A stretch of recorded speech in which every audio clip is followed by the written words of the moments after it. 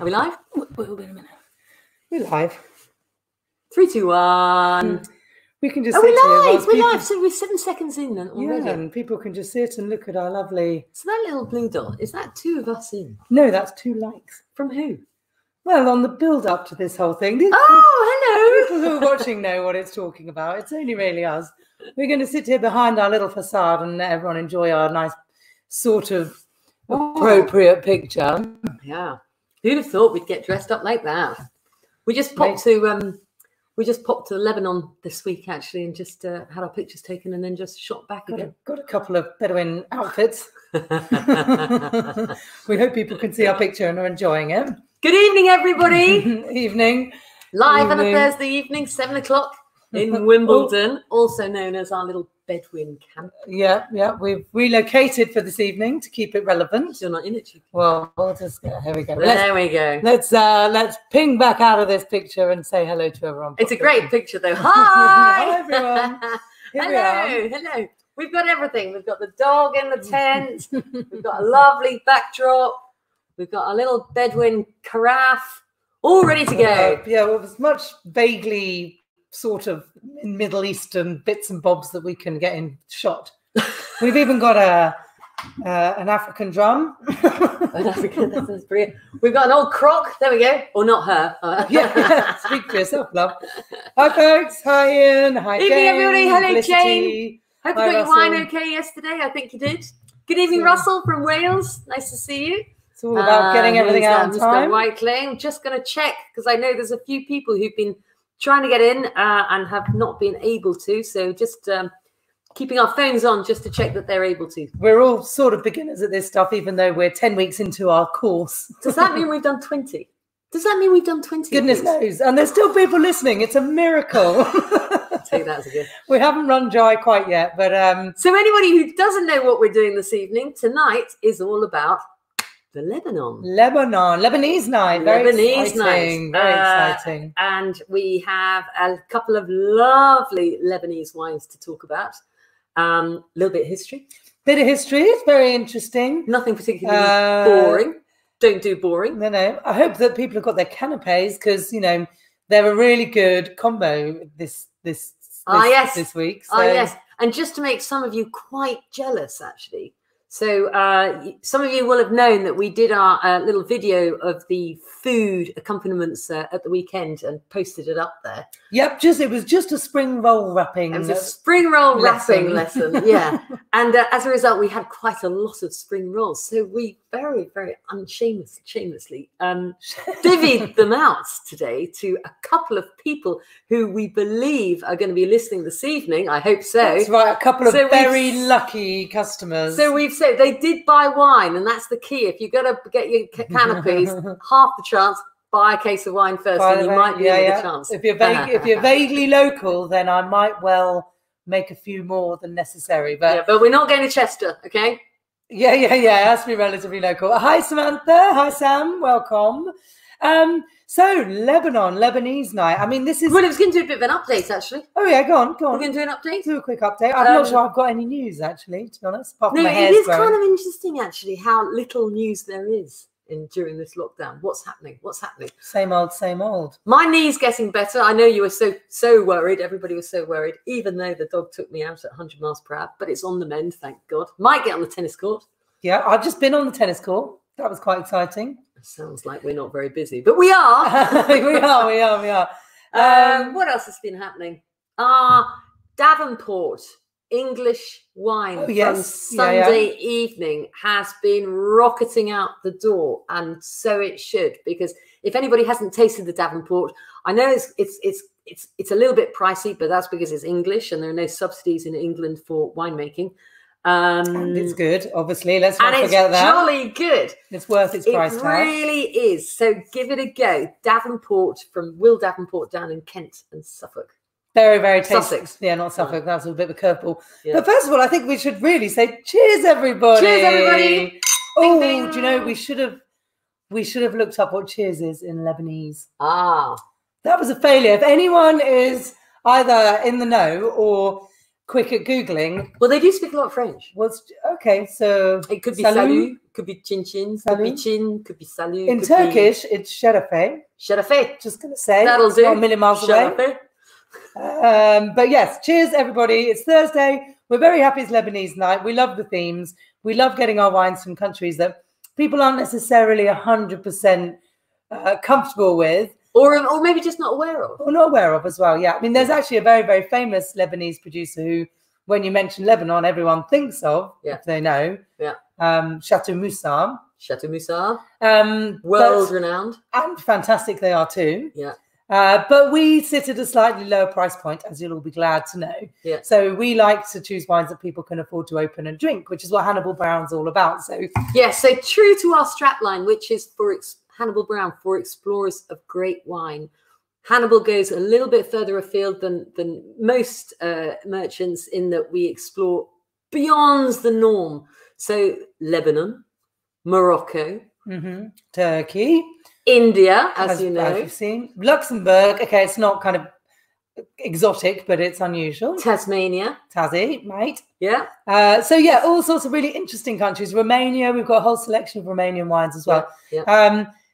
And of course, we've got the usual suspects. Yeah, which are important. But and of course, you all now know that France, Spain, and Italy represents nearly 65% of total world production. So all of these other countries are relatively small, and hence the reason they are quite unknown, because they don't get an awful lot of shelf space in the UK. That's one of the issues. So Anita has very helpfully said, "Kasek" is what the Lebanese say when they drink. So kasek, and then do we just neck it? Does it mean neck it? We'll look for the direct translation later. But glad people have got their canapes sorted. That's fantastic. Glad lots of the wine arrived on time. Very important. So one of the big things about Lebanon is that it is unarguably the oldest winemaking country in the world. That is true. There's 5,000 years worth of winemaking. 5,000 years of probably boozing. Not very nice wine. No, but the evidence is that, 5,000 years back, there's commercial winemaking, if you like. There's evidence of it. So Pam's got a bit of a question, which you need to ignore that first bit of information to answer. What was the question? Your big question. Yes, and I can see that Martin Richards and Kerry Richards have successfully managed to log on. So well done. Good evening, the Richards. Great to see you. And thanks, Anita, for confirming our pronunciation. Yeah, thank you for that, Anita. And here's my big question, so pay attention. Who is the most successful, if not best known winemaker in the world? Just to put it out there. And this wine was made in Lebanon. Yes. This is the link. It was made in Lebanon. And I'd like to know who is the most successful and most world-renowned winemaker in the world. Now, Pam, so everybody needs to I'm so excited think about the question. I'm so excited Pop your answers in the comments. We won't tell you, but we'll wait for the comments to come through, and then eventually we'll tell you. Somebody's going to get it. Back to a quick bit of tasting. Yes. And do this right now. Swirl, swirl, swirl, swirl, swirl. We've got the white. In fact, do you want to just grab the bottle there and wave that vaguely at the camera? Here we go. So, there it is. There we go. Chateau Casara Blanc de Blanc. Now, for anybody who doesn't know what Blanc de Blanc means, it always, 99% of the time, Blanc de Blanc refers to a 100% Chardonnay. So think Champagne, Blanc de Blanc, Chardonnay. However, in Lebanon, that is not the case.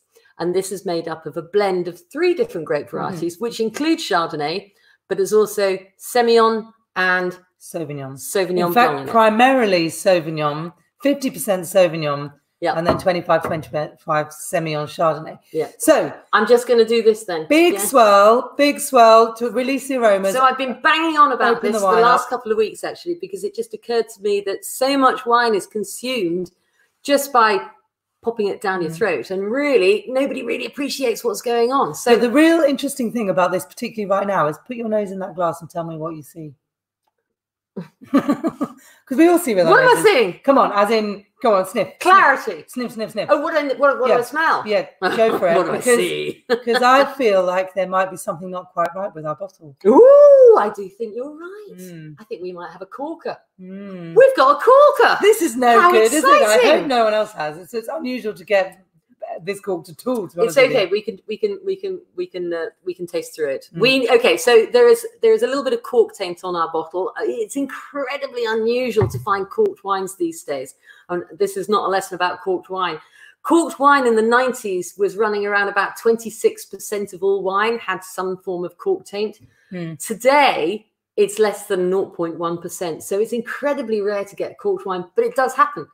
This has got a little bit of corkness. You're right. Good spot. Yeah, she's got a hell of a nose. And because I've been really looking forward to this, and that's such a disappointment. Yeah. And just to say, actually, with Hannibal Brown, if you do open a bottle and go, "Oh, that's not right," we'll replace or refund, because bottles of wine are to be enjoyed, and if it's faulty, it's faulty, and that is not your faulty. Yeah. You will know if it's corked, and the most important is that's what I was just about to say. So give it a good swirl, but when you get it take it in your mouth, try and then sort of suck in a little bit of air and swill it around your mouth. Get every single corner of your mouth touching this wine, and then you really, really get the character and appreciation of the wine, rather than just like necking it. And it not touching the sides. So in this particular instance, we just get a full mouth of slightly corked We do. wine. So now what we're now getting, actually, it is quite interesting. The more we do that, the more that corkness actually is really, really stating the obvious. But we know what this wine normally tastes like. Yeah. So we sadly have to pop ours to one side, I think. But Samantha Jones has made a good point. Yeah. Sam has said she thought she could predominantly taste the Chardonnay, but was surprised when she saw on the label that it was mostly Sauvignon. And I think that's because of the oak element. Yeah. So actually, just so you understand, to try and depict a particular grape variety out of a blend is incredibly difficult.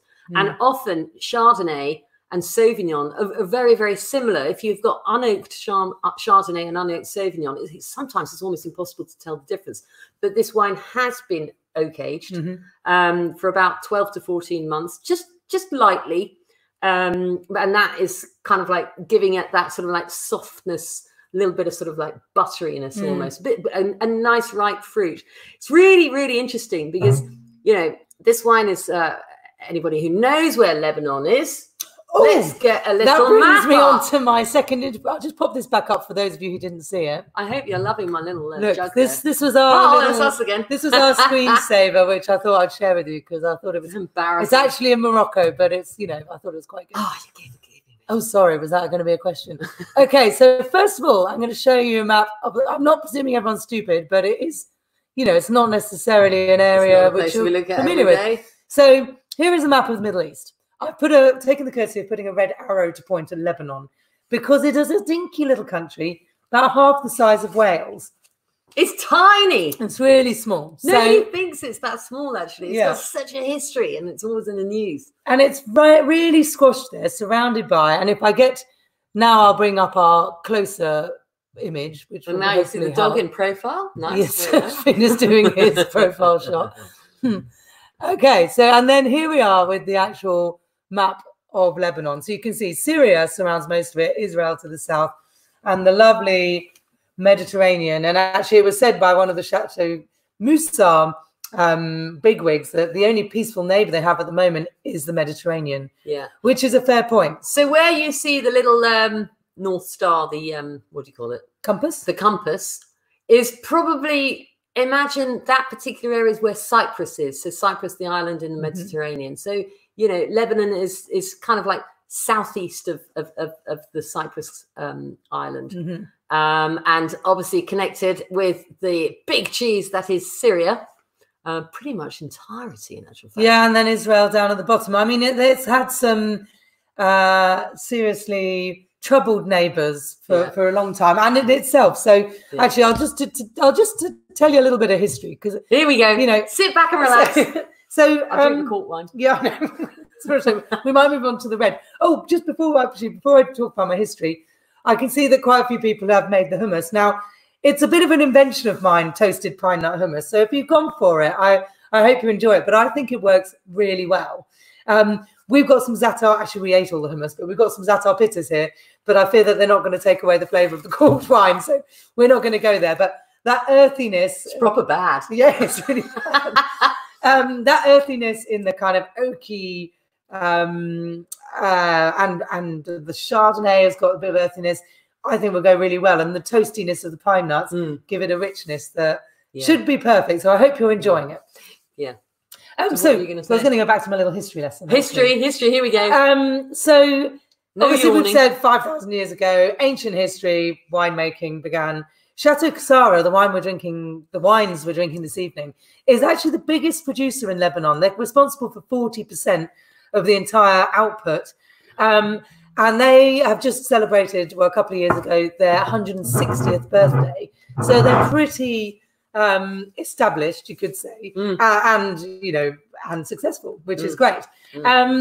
So in recent history, Lebanon's civil war, if you like. Can I just say before you go on? So back in the day, actually, it was the monks. It was the monks that were making the wine, and the Jesuits. The Jesuits, yeah, of course. I mean, that's what they do, isn't it? Obviously, that's what they do. Obvious. I didn't realise it was that obvious. Maybe it's not that obvious. More recent history is the Civil War.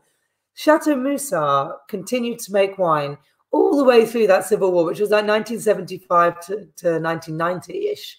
And they would harvest the grapes, get them in boats from the Bekaa Valley out over the Mediterranean, round to Beirut. Someone mentioned Beirut as a good party town. Out to Beirut, where they were able to make the wine. So they continued to farm and harvest, even with that, presumably bombs dropping and guns firing all over the shop. And in that time, to give you an idea of the kind of stresses the people were living with, purely in the wine world. I mean, obviously there were people being killed and families losing homes all over the place, which is far worse. But we're just sticking with wine for now. Even the second biggest producer in Lebanon is called Chateau Kefraya.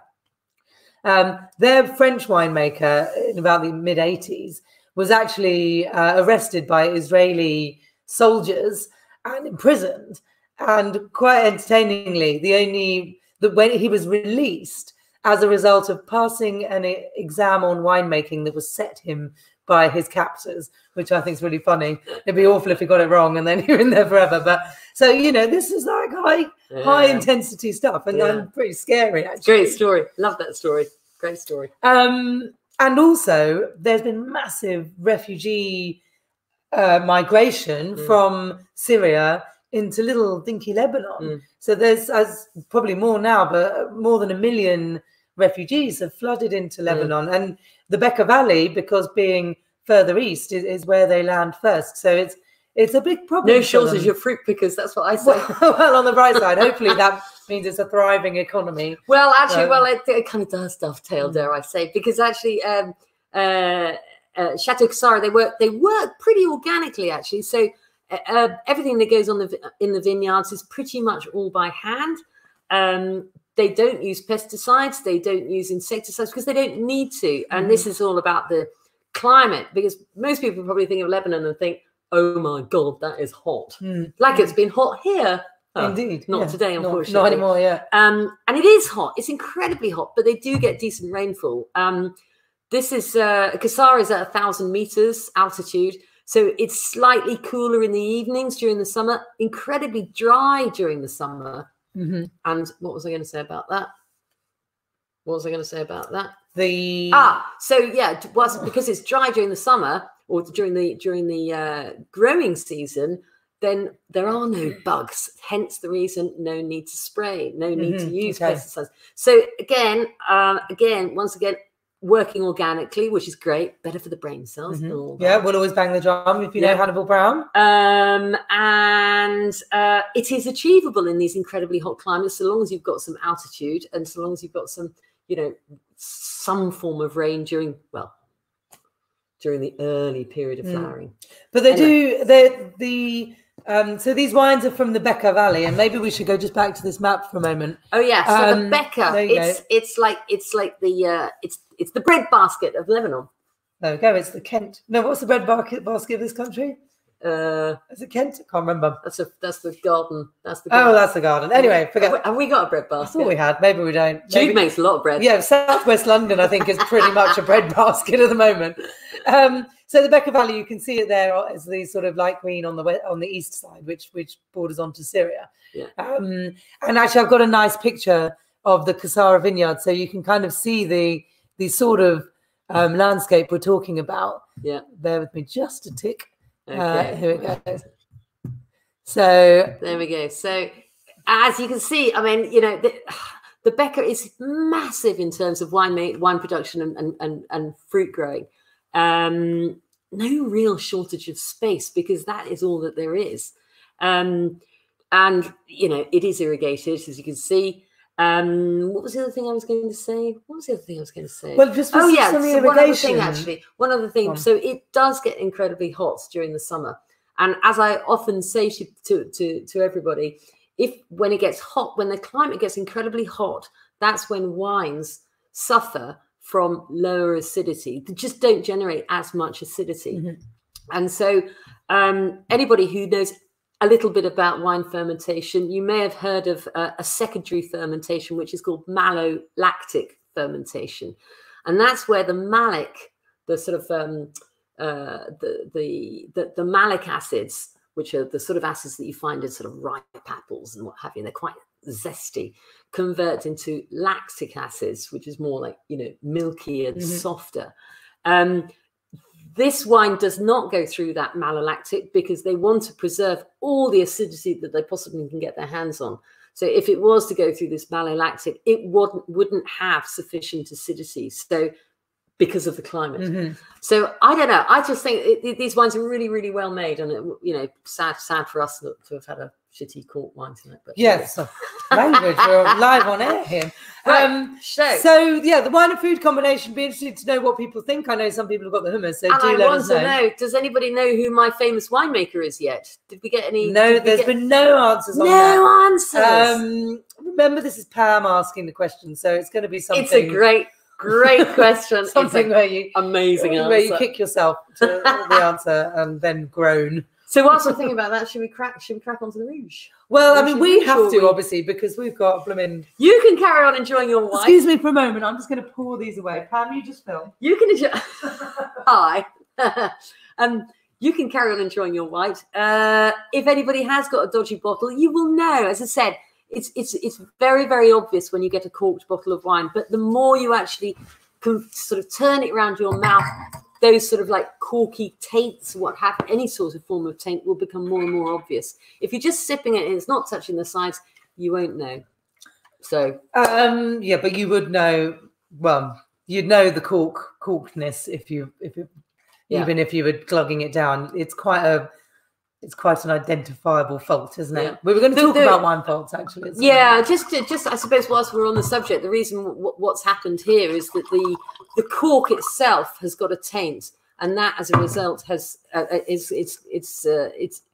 got a bacteria, and as a result, it's actually tainted the wine. And once the wine is tainted, there's no going back. There's nothing you can do, and this is why an awful lot of winemakers now. Well, back in the 90s, when it was so rife, converted to screw cap. And we did a little poll recently, didn't we, to see what people's preferences were on the screw cap versus cork. And it was kind of 50-50. I'm a proper corkophone. Cork, but not corked, right? No, that's the cork, answer. But not corked, exactly. Just because it's natural and it makes such a lovely noise. And yeah, no, I agree. Brilliant closure. So there's a few people slightly confused with your question. Do you want to repeat it? Oh, yeah. So the world's most famous winemaker, and he happened to make wine in the Lebanon. You could rephrase it to say person who made wine. He made wine? Yeah. Yeah. Maybe he wasn't a winemaker by trade. No, that wasn't his first trade. Yeah. Well, I don't really know what his... Oh, yes. You do, yeah. Surely, even I do, and I'm not... Yeah, he did. He did it as a bit of a sideline, actually, to sort of, you know, I think sort of to encourage some friends, really. Get your friends around, make a bit of wine. Yeah, well, something. Come on, everybody! If you were able to make a little bit of wine, wouldn't you make people happy? Who could it possibly be? So Anita's pointed out that Kasara are the biggest, but we're talking way back. There we go. There we go. We've got it. We've got it. Well done. Someone has come straight in. Like Mohammed Al-Fayed's good answer. Probably made it anyway. Hardy's. I like Brian Moet, yeah. It is, of course, and well done, Lou. Well done, Lou. Come straight in with an absolute. Let's just let a few more come through in case there's a slight delay. But Lou has the answer. Very good, very well done. And didn't he make lots of it? Fantastic. Although I did say to Pam that I think I might have put a flaw in her question with the evidence that wine has been made for 5,000 years in Lebanon. Whereas if this particular guy was going to take the trophy, but he was in the populist movement. He was the world renowned. He made a name for himself. Only a couple of thousand years ago. He made a name for himself there. Yeah. So it wasn't Hardy's. It was still a couple of thousand years ago. Anybody who's still wondering, Jesus. Yeah, Jesus was the answer. Remember, the question master is always right. We don't look for actual fact checking. Twitter would have put a little exclamation mark on that one. Jesus Hardy. What's this Lou say? What did she say? Full disclosure. Moses is a good Moses. Yes. I think he was good at other things. More of a sea water man than a grape man, maybe. Anyway, okay, so moving swiftly on. Yeah, we'll shuffle on to the red, and I will show you. We did hold back some spring rolls. We did, yeah. There they are, some Lebanese spring rolls. Yeah, looking a little bit colourful. That was me. Sorry. So just whilst we're moving on to the red, just a bit of a shout out for Sunday at 6 o'clock. Anybody who doesn't know, we're going to be talking about orange wine. The scariness of orangeness. Orange Sunday. It's all orange around here. I really, this particular wine. The future's orange, as they say. No shameless, no phone plugging. The orange wine is fantastic, and I hope you've got your hands on it already because it's really brilliant. And then the food combination, we've teamed up and recommended if you're in the area purchasing from Russian Rebels because they do lots of Eastern Bloc, if you like. Foods. This is a catering company. Yeah, well, they have a sort of retail, almost like a deli, Eastern Bloc deli, but they also make these lovely pre-made bits and pieces. So we're going with the Georgian aubergine and walnut rolls and that cheesy bread that just looks delicious. But anyway, Orange Sunday, it'll be really good. And we'll talk all about orange wine. Yes, put your orange wine in the fridge, chill it down. It's like a white wine in that sense, but it does need food. So if you've not opted for the Russian Rebels option, that's fine, but definitely get yourself some food accompaniments and have a little look at the food pairing suggestion because it's quite a big and wine. Look at our video because we did taste it earlier on this week. Check out the video it's called Baglio, Baglio. It's on HannibalBrown.com. It's a wine from Sicily. Okay, look up Sicily or Baglio in the search engine at HannibalBrown.com. Yeah, and just to clarify Russell's question, it's not made from oranges. It's marmalade wine. It's orange in colour, and it's not Dutch. It's orange in colour, and it's like the next dimension the Dutch of wine. would love it, wouldn't they? Yeah, they have their very own wine type. Right, let's hope that this is okay. Here we go. Right, cheers. So Rouge, or red in Lebanese. Kasek. Was that right? I don't know. Oh, no, I need to go back to that. I think it was Kasek. Whoever was out there told us. That was Anita, I think. So tell us again on the ball and obviously knows Lebanon. Ooh. So nose is in, everybody. Big swell, big.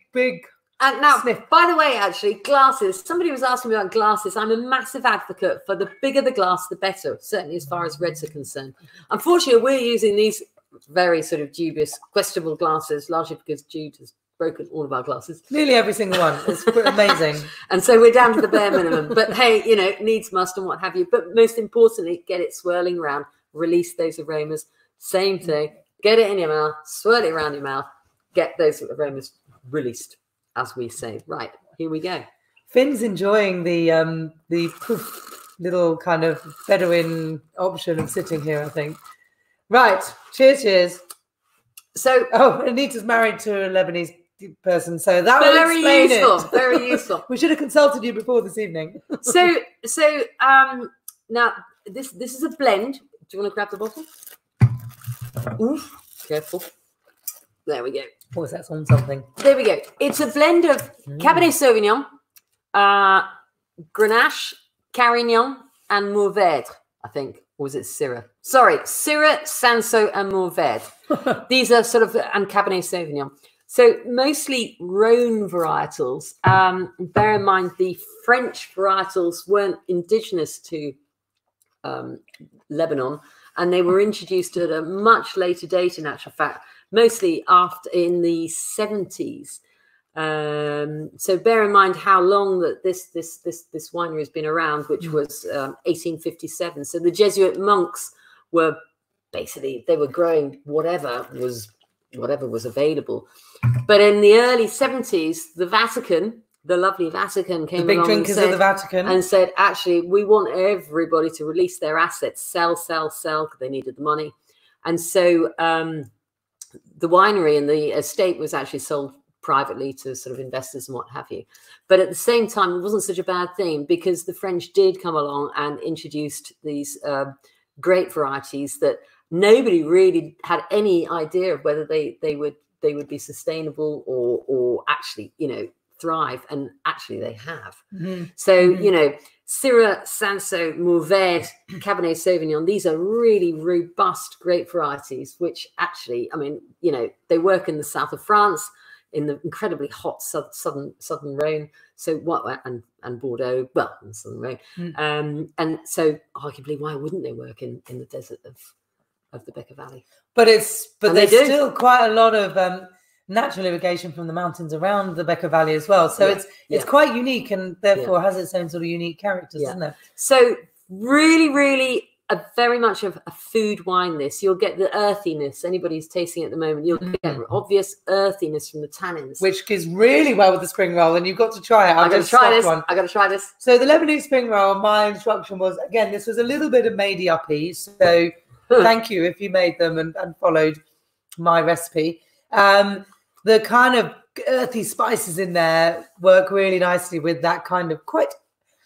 it's quite oaky, almost grittiness about the texture of this wine, but because it's got so much nice fruit, I think it works really well. But what the food does is cuts through that earthiness and cuts through the graininess. Whoopsie. And what you end up with is fruit, which is lovely. So it kind of stamps out that graininess. On its own, the wine is actually quite sort of quite big, quite tannic, quite earthy.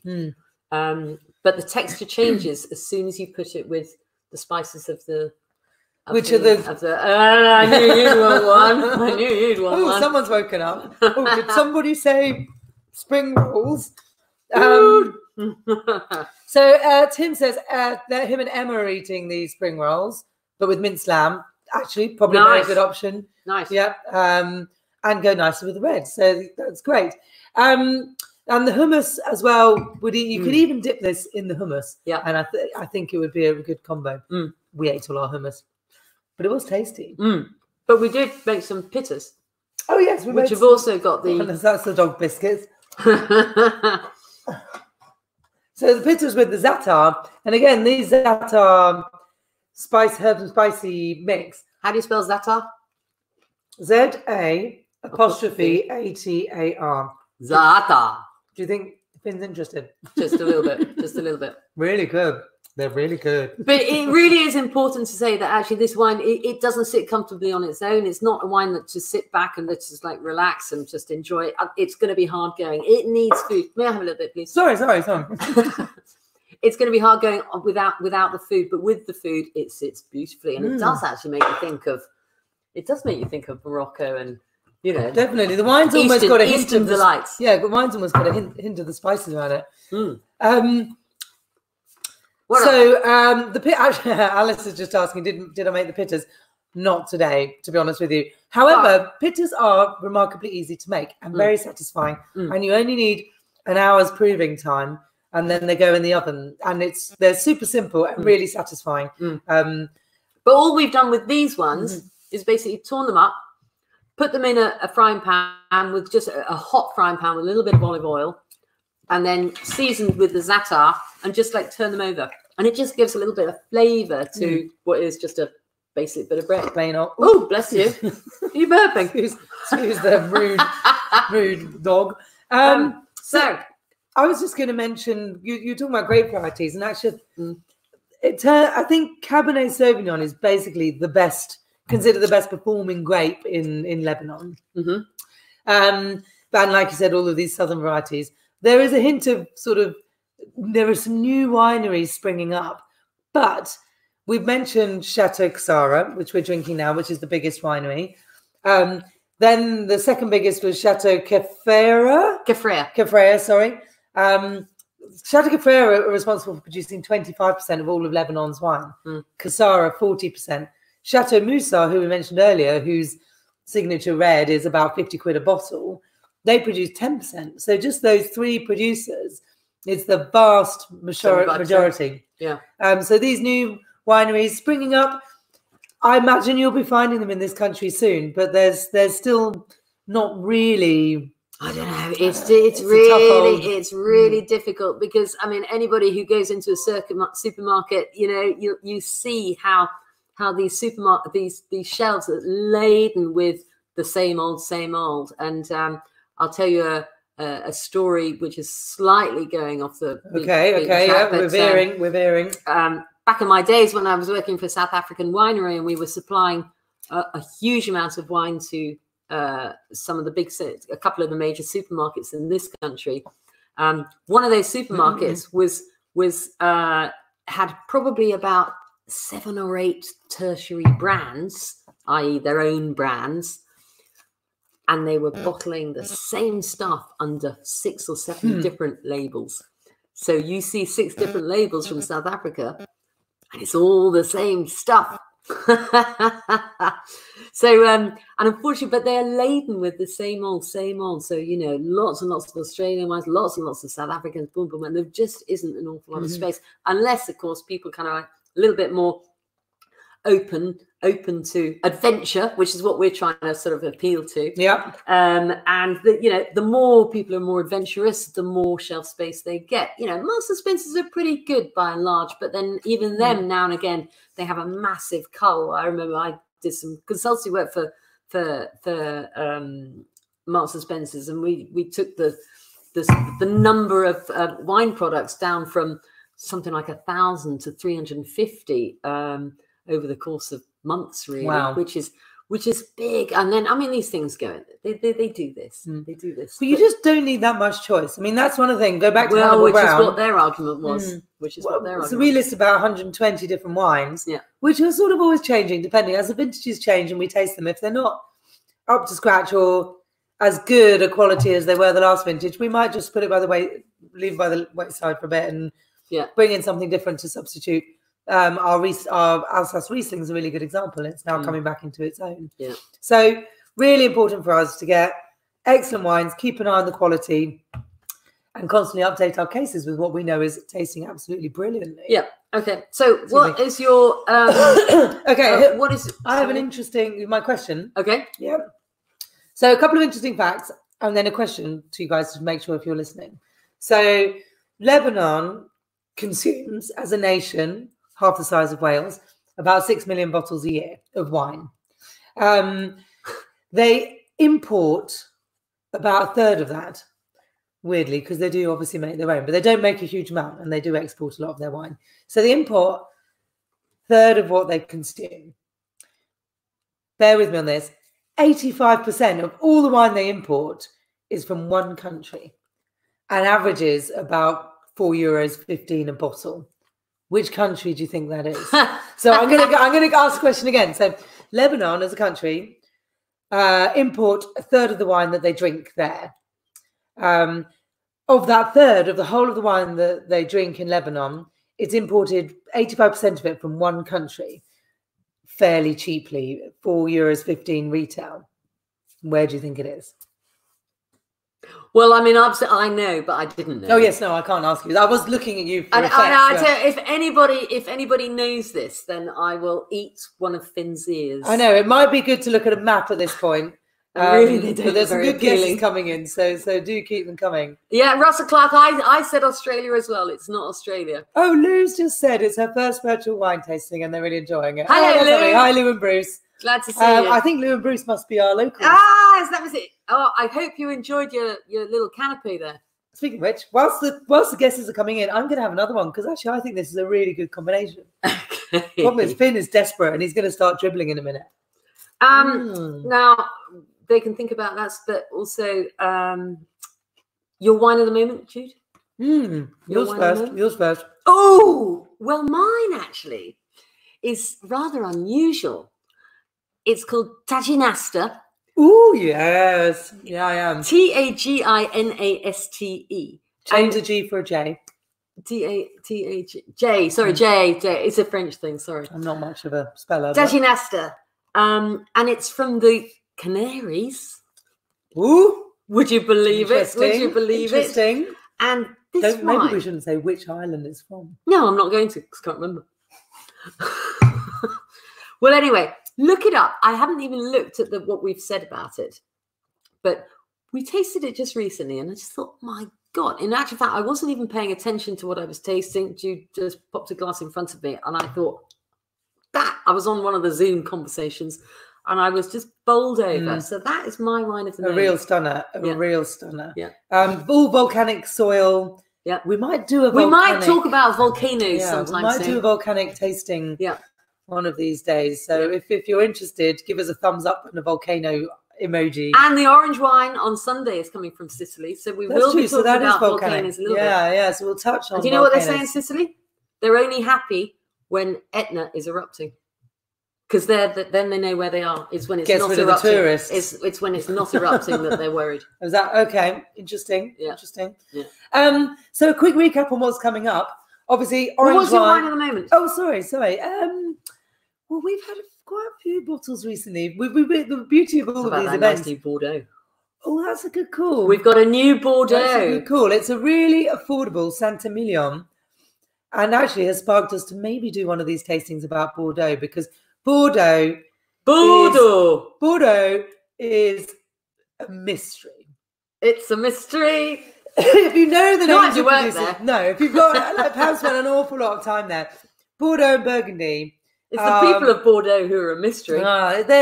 It's people name drop these chateaux, and you have to instantly think about where is it, which area within Bordeaux is it? Is it left bank, right bank? What does that mean? Which vintage is it? And it's just a minefield. So I leave that to Pam, basically. But we might go to Bordeaux and I'll just sit here and drink and eat the canapes, and Pam will talk you through the finer points. So the wine that Jude is referring to actually is called Chateau Claymore. Claymore. As it sounds, Claymore. Claymore. It's not actually even on the website yet, I don't think. But make a note of it. Chateau Claymore. It's going to be around about £15. Mm-hmm. And I think we both thought this is really good value for money. It's not a really hard nut Bordeaux, which is impossible to drink without the right food. This is a nice wine that actually just sits. It's smooth, really nice smoothness. Lovely fruit. What's it called? Cadet du Claymore. Le Cadet, I think it is. Cadet du Claymore. Just think Claymore. That's all. Yeah, but don't look for it yet because we haven't put it on the website. Yeah. Tomorrow, mañana. Okay, so round up. Oh, so I was going to talk about what's coming up. So Orange Sunday, really excited about this. Really excited to know what people think of the wine. We've sent out quite a number of bottles, so we know you're going to be joining us. It's different. It's a new dimension. Get some food to accompany it. Next Thursday, something we're also very excited about is Amadeus, which is our Austrian tasting. Yeah. Two absolute stunners.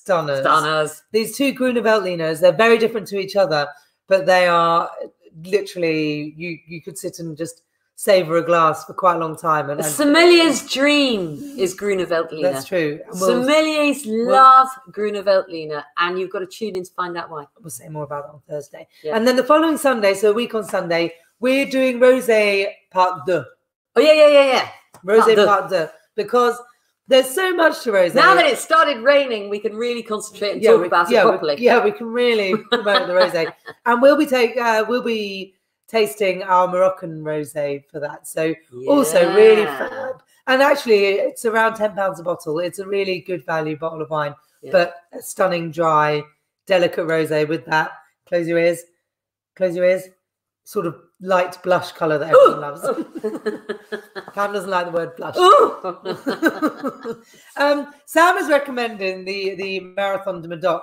Now, I know the chap that started that, Sam. He's a nutter. It's basically in fact, one of our wines comes from his stable. Oh, really? Yeah. Who's that? It's called Chateau Argadens, Argadens, and it's owned by the Sichel family. And the Sichel family started that crazy marathon in Bordeaux, and you will never get me doing it. Well, I might do it's dangerous. If it's an option, I'd do it on a bicycle, but I'm just not really into running when it's not. When you've got to drink a copious quantity of red wine on the way. Kind of need to run after a ball or a frisbee or, you know, something. But anyway, so can I just talk about a little problem that we've had? Okay, yeah. Keep your guesses coming in for the country that Lebanon import most wine from. Because I'm going to eat one of his ears if anybody gets it right. Oh, and that Googling. Google it. So this is something we've been thinking about today, actually, and it's been a problem that we faced at the very beginning of the lockdown, and just wanted to have a little chat about it, really, because I'm not sure how many people are actually aware of it. It kind of involved the packaging element of our wine, and it was becoming a bit of an issue, in that we realized when the lockdown came along and the government put, you know, massive stipulations on, you know, no touching anybody, no 2 meter distancing, this, that, and the other, and we looked at what we were doing and thought, right, okay, we can continue to work, albeit in a very, very careful, very, very careful, you know, sterile environment. But the one thing that actually came to light was our wines, and actually how few people are touching them. So as opposed to, just to clarify that, not that nobody's buying any wine from us, but like human. But we kind of we were obviously we realised that it was really important that our wines were, you know, the bottles were as clean as possible at all times. So we looked at our supply chain and thought, hang on a second, all of our wines, so the majority of our wines are produced at the chateau or the winery. They're then boxed at the winery and then shipped, and they're coming direct out of the bonded warehouse, direct into our office, and they're still in their original box, which basically means that they haven't been tampered with whatsoever. Nobody had touched them. So which led us to think, well, hang on a second, we're onto something. And also the tips shut down, which was also going to be a challenge because, you know, the use of cardboard boxes is a problem for us. We have to get rid of our cardboard boxes. So we thought, hang on a second, if we actually start shipping our wines out in their original boxes, then those wines have been completely untampered with. Not even us. So what you are now seeing is quite a lot of our wines going out in their original boxes. And if they're not going out in their original boxes, then it's only us, either myself or Jude, or the dog might have had a bit of a pump on it. But I promise you, we're using sterile methods at all times. But it just sort of thought, hang on a second, you know, if you think about how many people are touching bottles of wine on a supermarket shelf, or in any wine merchant, reading it, putting it back on the shelf, which is the problem that, you know, all the retailers are facing at the moment, because how do they stop people from touching, trying on clothes, and then of course, and the other thing is that we've actually stopped using quite as much cardboard as our own packaging, albeit we've kind of like, we're not. A lot of our wine's not going out there with sort of a, you know, big Hannibal Brown packaging stamp branded on there, but it's a small price to pay, really. We're basically reusing. But I just wanted to share that with everybody, to realise that actually, when you think about the amount of packaging that we use, and we've had to actually, you know, we've been forced to reduce it because the tips are shut. I've still got a massive, you know, mountain of cardboard that we need to get shifted at some point. I think the big learning point is that our wines, if you're buying them in 6-packs or 12-packs, are untouched. And also reuse of packaging is so much more efficient. And we know that our lovely customers, we've warned them in advance, we're going to reuse as many boxes as possible. So you're going to get your wine maybe in a bit of a random outer box, but you've got all the contents, you've got your letter, you've got your tasting notes, you've got everything you need in there. Yeah. And we're saving packaging, so we're trying to do our bit. So that's why you may not be seeing Hannibal Brown boxes at the moment, but there is a reason behind that. Anyway, so okay, that's a good point. That's a good point. You. I'm just going to go back to answer my question, because we're going to sign off soon. Yeah. So of the 30%, 33% and a third, if you want to be exact, which is all of the wine that's imported, which Lebanon drink each year, the 85% comes from one country, and I'm very glad to say nobody has mentioned it, so Pam doesn't have to eat Finn's ear. Yes, it's from Armenia. I'm not going to eat your ears, doggy. Really. I'm not going to eat your ears. It's from Armenia, so I suppose the summary is. Look at that. Who'd want to eat that? So Armenia are obviously produce quite a lot of wine at the lower price point, and are able to supply that lower price point wine into Lebanon. I wonder what else they've got. They're drinking. Maybe we need to do a trade agreement with Armenia. I think they do a lot of vodka from memory. Vodka! So I watched an Armenian film once, and I think it was called Lemon and Vodka, and it was pretty bleak. So, so we've got all of those wines coming up. Yep. Don't forget, if you fancy a Zoom tasting and we can just sign in and join your family or friend school, do a bit of a tasting, give us a shout. We do that. And don't forget our DIY tasting kits. So if you don't want us to Zoom in on a call, then you can do it yourself by going on to HannibalBrown.com. Check out tasting kits. There's lots of them, from 3 bottles to 6 bottles to 12 bottles, depending on how thirsty you are. All the quiz questions, all the answers are all involved, included. Plus the Hannibal Brown notepad and pen, which is very important. very, very blankety blank. Great fun. Yeah. What's the other thing? And our subscription. So anybody who's really enjoying our wines and buying from us regularly, and we know who you are, give a thought to our subscription. You can still talk to us, don't worry. It's incredibly flexible. Monthly, bi-monthly, tri-monthly, whatever you want, depending on how much you want to spend. But again, all the details are on the website, HannibalBrown.com. Explorers Wine Club. That's what it's called. There we go. And it is super flexible. So you can choose 3, 6 or 12 bottles every 1, 2 or 3 months. Mixed cases. If you want specific things, you can let us know. If you've got dislikes or likes, you can let us know. And on every time, there are no dislikes. No, there are no dislikes. Otherwise, you get booted out. If you really, if you're allergic to Syrah, then we can avoid that for you. And also, when we're back up and running, allergies. Should we do a thing on allergies? Oh no, that's a lunchtime thing. We will also, as part of the subscription, you get an ongoing 10% off voucher for every purchase with us, and you get free tickets to all of our tastings when we're back up and running, which equates to about £100 a year. So it's well worth doing. And also, you don't have to go, we've run out of wine. Yeah. We'll just keep topping you up. Yeah. So also, and just on that point, so we theoretically have a summer consumer tasting coming up. You will know as much as us if we're able to go ahead with it. We would normally do it around about 5th or 6th of July. Normally it's the middle of Wimbledon. Wimbledon's not happening, but you never know. Our wine tasting may happen, but we will keep you posted. But if it doesn't, we might do something special in the online world. And the online world, yeah. But until then, we're going to keep up with these regular tastings. So hope you guys have enjoyed it. Please share. We want more and more people to come to this. Yeah, do invite your friends and family. The more, the merrier. Yeah. For us, we just enjoy, sharing the love about the wines that we find really exciting. And as we said, orange is going to be fantastic. Austria, you're going to fall in love with, without a question. Yeah, and you've got to watch on Sunday and Thursday, because there's going to be a competition. We love a competition. There's going to be a competition. And obviously lots more trivia and guess the number. And you will win something. We know that you're a competitive lot. Right then, that's it. It's a wrap. It's a wrap. Finn, say goodbye. Can I get off my puff now? Finn, say goodbye. Bye. Finn says bye.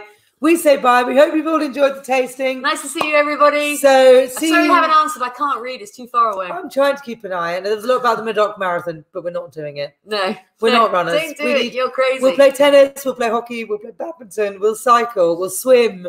Drinking claret and running a marathon is not a funny thing. Yeah, no, that's brutal. That's brutal. Okay, we're over to you. So bye everyone. Bye. Bye. Thanks for watching. Bye. Animalground.com. Cheers, guys. We're out. See you soon. Ciao.